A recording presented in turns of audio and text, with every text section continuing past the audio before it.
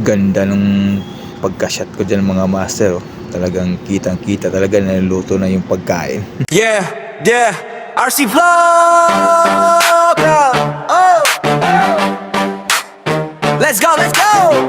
Yeah, yeah, yeah.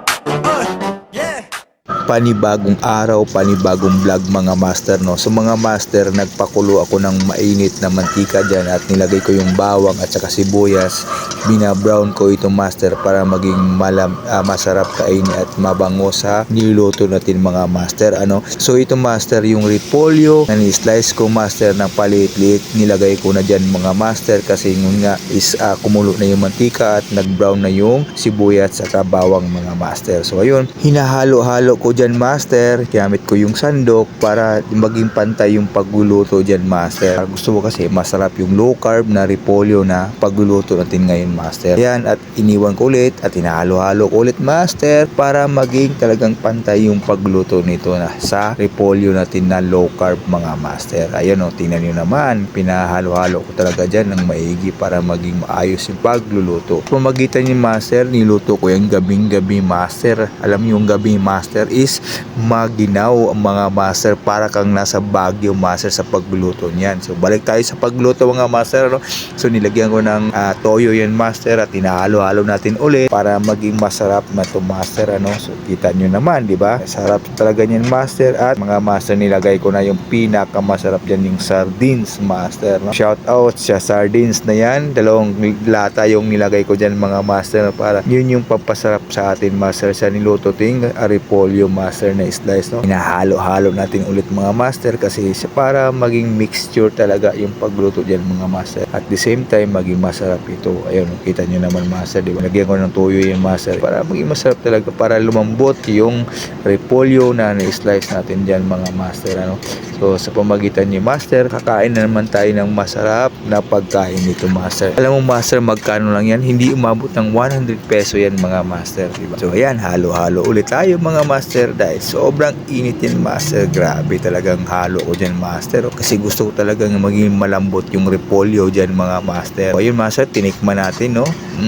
Sarap talaga. Nakaluto na tayo ng repolyo na master na low carb na naman yan master, ano. Sa sumagitan yan master, talagang ready to eat na tayo mga master, no. Kasi tingnan nyo naman master, nakathumbs up na tayo dyan. Sa pamagitan niyan mga master is kakain na tayo mga master. Ayan na, lumusog na ako dyan master, oh. Nag-ayos na ako dyan, so nakaupo na ako dyan master. Sa pamagitan dyan master, oh, diba? Actually mga master, nanood kasi ako ng PBA dyan master sa akong tablet, oh. So habang kumakain tayo dyan, nanood ako ng PBA dyan mga master. So unang-una sa lahat, maraming salamat sa nag-subscribe sa channel natin, oh. Pinakita ko master, ayan, oh. Yan ang niluto natin mga master. Tapos na yan eh. Ibig sabihin yan mga master, nakakain tayo na isang masustansyang pagkain na nakasave pa tayo master kaysa bibili tayo sa labas. Magluto na lang tayo master sa bahay natin para makatipid tayo. So magitan na maganda at alam pa natin mga master yung mga ingredients at yung mga niluluto natin dyan mga master. So talagang ako master, naka low carb na diet ako master. So mga magitan yan, hindi tayo nakain ng mga high carb, more on low carb tayo mga master. Kumbaga nag-iwas tayo sa mga pagkain ng mga kahit papaano like sugar, iwasan natin mga pagkain na processed food, iwasan natin ang pagbili ng mga hindi masustansya master. At mga master, alam natin yung mga pagkain na masustansya sa pamagitan ng pagluluto sa sarili nating bahay mga master, di ba?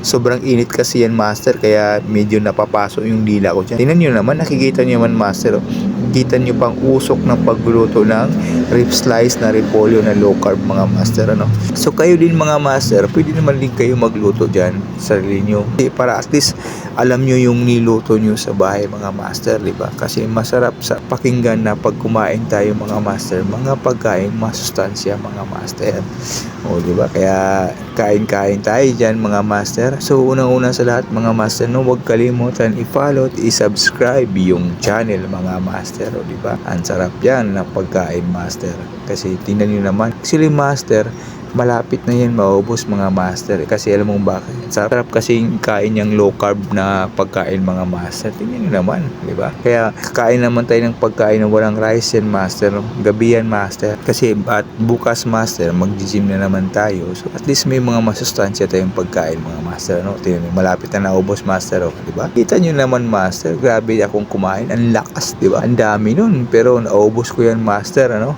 Tangi, lakas ko talaga kumain master. O, tingnan nyo, malapit na maubos yan master. Kaya huwag kalimutan i-follow at i-subscribe yung channel ng mga master. Okay, let's go!